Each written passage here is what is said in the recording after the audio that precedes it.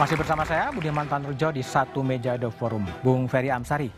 Jadi apa jadinya dan kepada siapa balance itu akan disampaikan kalau semua berada dalam kubu pemerintahan? Ya, saya pikir publik bisa kehilangan harapan karena komposisi yang dibutuhkan publik persis dengan keberadaan PDIP dengan 16% pemenang pemilu, dan itu akan cocok sebagai alternatif publik dalam menyuarakan kepentingan-kepentingan publik. Kalaulah PDIP memilih bergabung, kemana lagi publik akan mengadu? Semua sudah di perahu yang sama.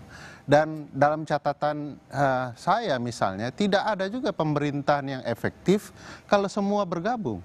Malah betul-betul menjalankan pemerintahan terkesan akan membingungkan. Karena begini, dia adalah koalisi pemerintah, tetapi mengkritik pemerintah di parlemen. Bagaimana publik bisa mencernanya? Tapi kan ada juga fungsi balance di DPR kan? Ya. Misalnya dulu pernah dilakukan oleh PKS. PKS tetap ada koalisi di Pak SBY tapi mengkritik Pak SBY. Publik mengalami ini betul-betul dalam bangunan koalisi atau bangunan oposisi. Dan itu tidak mengembangkan dan tidak bermanfaat juga bagi PKS setelah itu dilakukan. Bahkan juga tidak sehat bagi pemerintahan. Karena strateginya harus sejalan, sebangun begitu ya. Nah, menurut saya dengan data itu sebenarnya pilihan paling bagus bagi PDIP adalah tetap bersama publik menyuarakan tanpa harus betul-betul gontok-gontokan. Tidak diperlukan gontok-gontokan.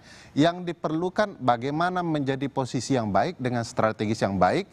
Dan publik bisa melihat bahwa ke depan kalaulah pemerintahan tidak berjalan dengan baik, pilihan kami adalah alternatifnya. Kalau pemerintahan berjalan baik, mohon maaf PDIP nanti dulu kami akan lanjutkan dengan pemerintahan.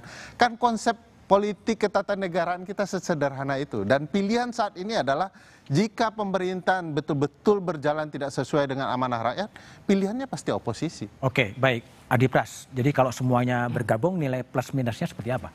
Saya mau komentar dua hal, Bang. Tanpa PDIP bergabung dengan Prabowo sekalipun, sebenarnya nasib oposisi di parlemen bisa wassalam. Wassalam. Karena kalau bisa dipastikan PKB dan PKS plus Nasdem juga bergabung, ini kekuatan di parlemen sudah mayoritas 84%.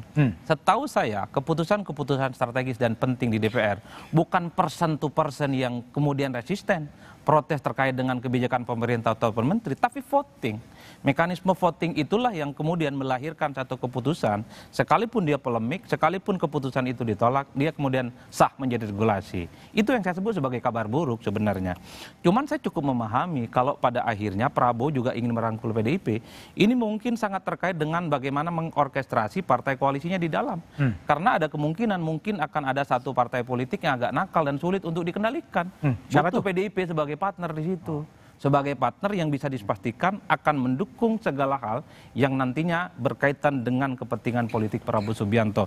Jadi apa yang disampaikan oleh Ferry ini kan hanya terkait bagaimana oposisi dan pemerintah. Tapi saya justru membaca Prabowo sepertinya sudah mulai melihat ini ada partai-partai yang akan muncul, yang akan resisten, yang agak sulit dikendalikan dan bisa jadi oposisi dari dalam. Jawabannya di situ PDIP sebagai partai pemenang. Baik, Bung Habib, ini juga Prabowo memang membutuhkan PDIP karena ada potensi partai nakal gitu.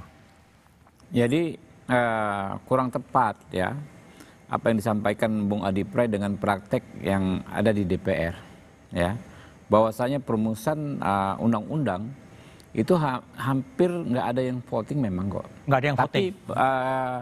Tapi perumusan sikap masing-masing itu kan memang di pasal per pasal. Jadi memang person to person, orang ke orang. Ini dalam konteks perumusan undang-undang ya. Misalnya legislasi ya. Banyak sekali usulan-usulan perbaikan undang-undang yang memang disampaikan oleh person-person tersebut gitu loh. Lalu dalam konteks misalnya pengawasan. Kalau dalam konteks pengawasan kan kita nggak ngomong voting ya. Yang paling penting adalah apakah dengan keputusan bulat misalnya yang diperoleh lewat voting atau dengan pendapat orang per orang, apakah bisa berpengaruh terhadap kebijakan yang dibikin pemerintah? Sangat bisa dan sangat sering dan sangat sangat signifikan perubahan kebijakan yang dilakukan pemerintah berdasarkan masukan orang person to person. Saya punya segudang datanya kalau teman-teman mau challenge ya. Banyak sekali datanya. Selama 5 tahun kami di DPR. Baik, sebentar. Bung Deddy, jadi seandainya kemudian bergabung, PDIP bergabung di pemerintahan, itu pertanggungjawabannya kepada pemilih-pemilih PDIP akan disampaikan seperti apa? Ya, dengan menjalankan fungsi sebagai partai politik dan sebagai partai politiknya ANSI dan sebagai kekuatan di parlemen tentunya. Jadi jangan dulu ngambil kesimpulan lah kalau soal itu, karena kita belum sampai pada kata putus ya. Apakah berada dalam pemerintahan menjadi penyeimbang yang konstruktif atau penyeimbang check and balances, atau mendukung pemerintah tapi tidak di dalam kabinet misalnya, kan ini kan masih banyak pilihan. Dan saya ingin kembali lah, kita memang pola pikirnya harus berpikir bagaimana penyelenggaraan ketatanegaraan kita nih. Tadi dengan asumsi bahwa kita kabinet presidensil, tentu penyeimbang itu adalah lembaga legislatif. Ini cara berpikir dulu gitu loh. Nah, kalau bicara tentang oposisi, apa sih kekuatan PD Perjuangan di oposisi dengan 16%, lawan 14%, ketika bicara apa namanya? Nggak ada bicara artinya juga gitu ya? voting juga nggak ada. Kalah Lihat juga. kemarin di Balek bagaimana ketika dalam revisi Undang-Undang Pilkada untuk bicara aja dibatasin tuh sama pimpinan Balek. Nggak banyak gunanya juga. Tetapi apakah kita memilih untuk kemudian melebur begitu saja, kan belum sampai ke sana. Masih ada waktu untuk kita memikirkan secara serius. Masih banyak hal yang akan dibicarakan tentu ke depannya gitu. Tapi kalau pribadi saya melihat memang yang namanya kekuasaan itu harus ada penyeimbang. Ambil contoh kemarin tuh kebijakan tentang apa namanya ekspor pasir laut misalnya. Tiba-tiba keluar aja tuh barang. Saya tanya di Komisi 6 ada dibicarakan nggak dengan Menteri Perdagangan? Nggak ada. Dengan Komisi 7 ada nggak? Dengan SDM nggak ada. Dengan Komisi 4 dengan KKP nggak ada. Tiba-tiba udah muncul tuh barang. Seludupan kayak gitu bisa terjadi. Dan kita melihat bagaimana belakangan ini memang karena begitu besarnya partai dalam pemerintahan, yang namanya apa itu revisi Undang-Undang Pilkada kemarin, lalu kita melihat Omnibus Law juga kan, banyak hal yang sebenarnya ya sebagai secara kelembagaan ini kita sedang belajar. Kita semua sedang belajar. Bagaimana sih formulasi yang tepat? Apakah memang kekuatan kelompok kritis oposisi oposan itu memang kita letakkan pada para intelektual seperti mereka, akademisi, NGO, media dan sebagainya. Kita masih menempuh satu apa namanya langkah menuju bagaimana sih peradaban politik paling bagus. Gitu ya. Tadi saya udah kasih contoh. Waktu Ibu Mega presiden saja pun partai karena berdasarkan ideologi, sementara pemerintah harus berdasarkan kepentingan gitu ya. Maka kita memilih untuk melakukan. Oke, baik, Bung Doli. Jadi kalau lihat tadi ada ketidakyakinan bahwa ini juga pasti ketika semuanya bergabung pasti juga akan ada friksi-friksi lah kira-kira. Apa yakin bakal solid juga sebenarnya sih? Ya saya kira gini, definisi ketidaksolidan itu apa dulu? Kalau misalnya menghadapi satu pembuatan undang-undang, ya kemudian ada partai-partai politik berbeda pandangan gitu ya, terus kemudian itu disimpulkan tidak solid, ya itu terlalu sederhana.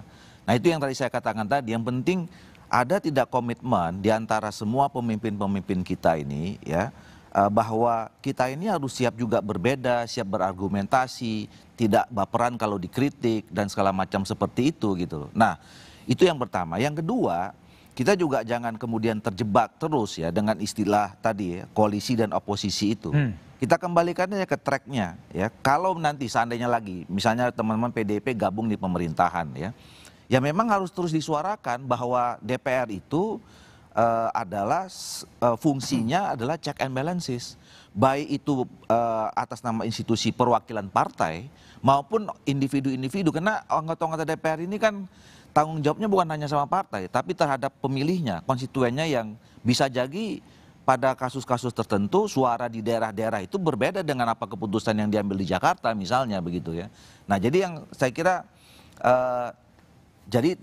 apa ya, dan saya kira juga ini ya teman-teman tadi disebutkan apa namanya akademisi, praktisi, teman-teman NGO dan segala macam. Ini kan juga bisa mendorong supaya terjadinya tetap sistem presidensial ini bisa berjalan gitu. Tapi yakin ya bahwa balance itu bisa disuarakan oleh kelompok-kelompok di luar pemerintahan ya? Ya tadi itu satu komitmen, yang kedua keteladanan. Keteladanan. Oke, baik ya. Rencana pertemuan elit politik antara Prabowo Subianto dan Megawati Soekarno Putri bisa saja mengubah konstelasi politik.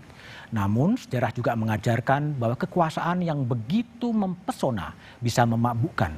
Karena itulah kekuasaan harus dikontrol agar kekuasaan tetap didedikasikan untuk kepentingan rakyat.